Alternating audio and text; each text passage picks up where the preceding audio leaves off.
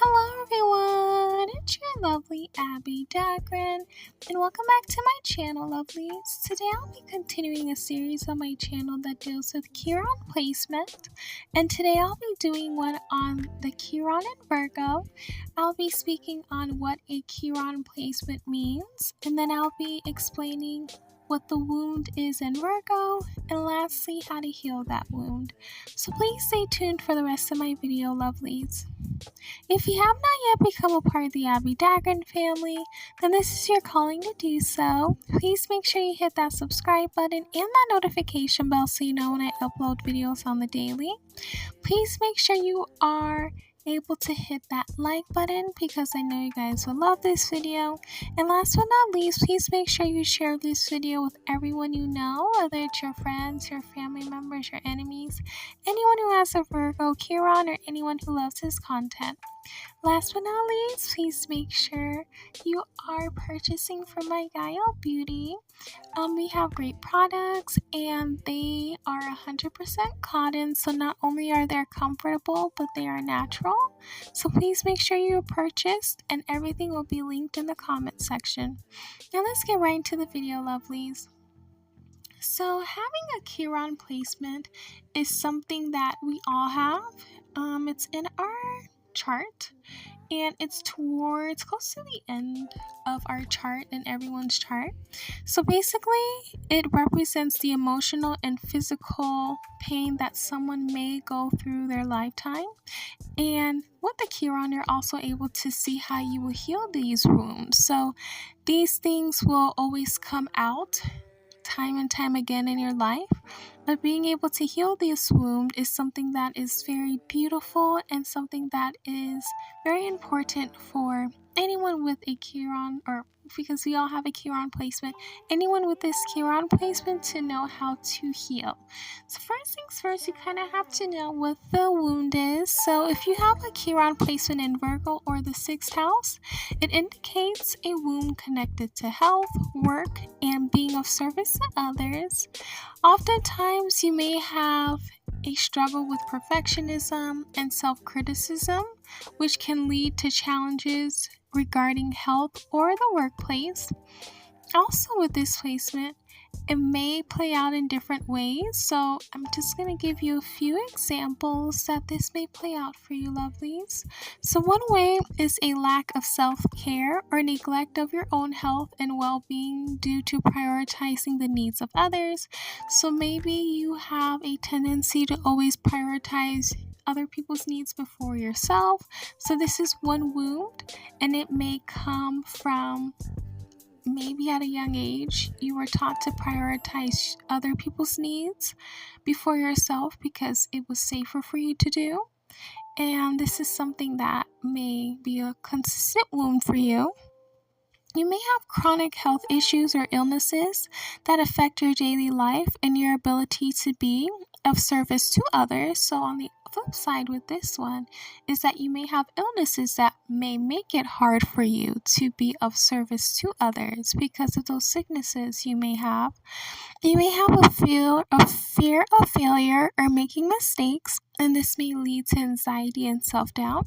So you may have a fear of making mistakes, and that anxiety may actually cause a lot of health issues with that, and self-doubt and not believing yourself. So perfectionist upbringing or environment that led to self-criticism and a fear of making mistakes. So you may have grown up in an environment where it wasn't really safe to make a mistake, and you were always criticized if you did, so you didn't have a safe space to make mistakes and grow up, because in this life you are going to make mistakes, and at a young age making those mistakes are beneficial for you. So maybe at a young age you didn't have that safe space or that safe environment to make mistakes, and you had a perfectionist environment. So now as an older person, you have perfectionism. Criticism or judgment from others regarding their work or abilities. So you may be judgmental or critical of other people, and it doesn't come from a harsh place. It does come from a place that, you want everything to be perfect, but sometimes some people may feel sad about those critiques. or someone may be giving those critiques to you as well, and that's very hard and harsh to you because that's something you've been all your life, and that's something you would not want to do. You may have trauma related to healthcare, such as medical procedures or treatments that were painful or traumatic. So you may have had to go through health things that needed procedures and they weren't the best for you. Another thing is feeling undervalued or underappreciated in your work or relationships. Difficulty with setting boundaries or saying no to others, leading to feeling overwhelmed or burnt out. This is something that kind of aligns with the first point of not prioritizing your needs and always prioritizing other people. And this is something that makes you have a hard time with setting boundaries or saying no. And if you do say it, you feel so bad for saying it. So then you end up just doing everything, but then you end up being burnt out and overwhelmed, which isn't fair to you. Difficulty with finding work that is fulfilling or aligns with your values and your interests. Another thing is difficulty trusting others or seeking help due to having a fear of being judged or criticized. It's interesting because with this placement, you're willing to always help people and do everything that you need to do for people. If they ask, you're the first person there.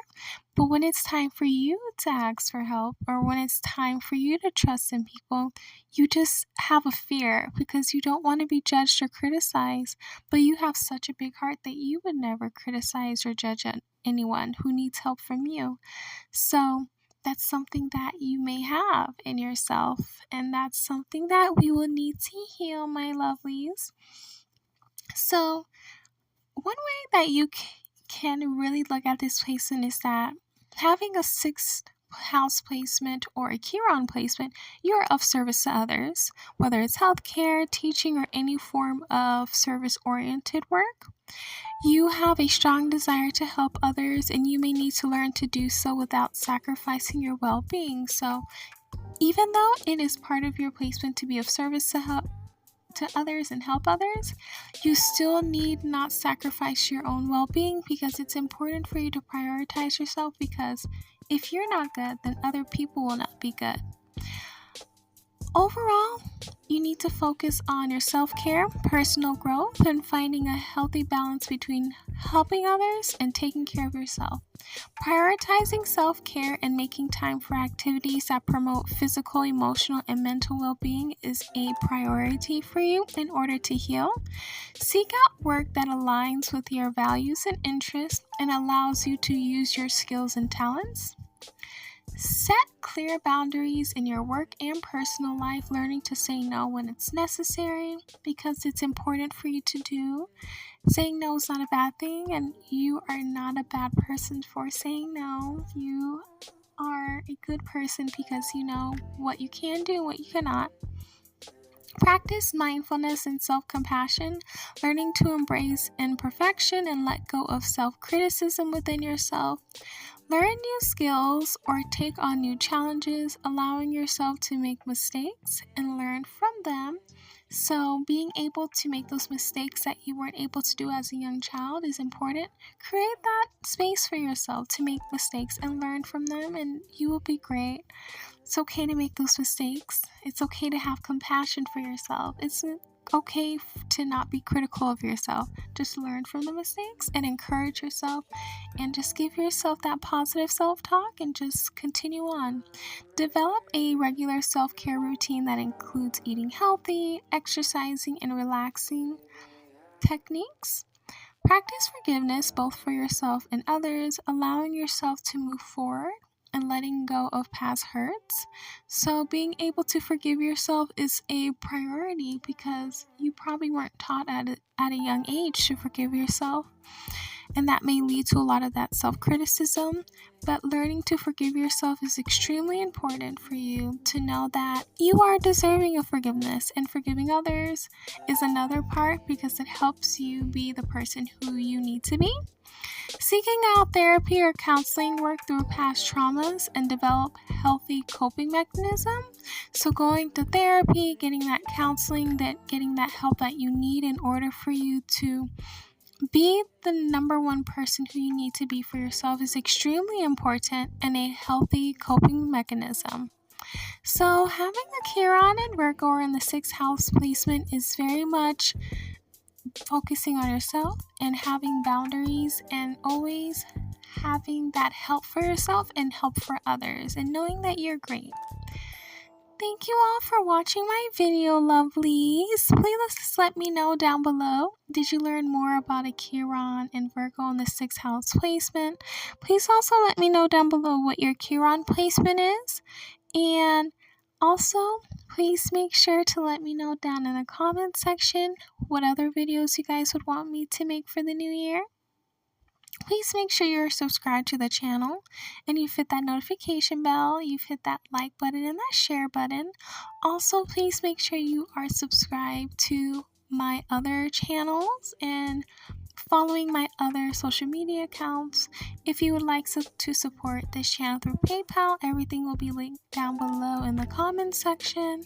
I love you all. Please stay safe and healthy, and I will see you guys in my next video. Bye, lovelies.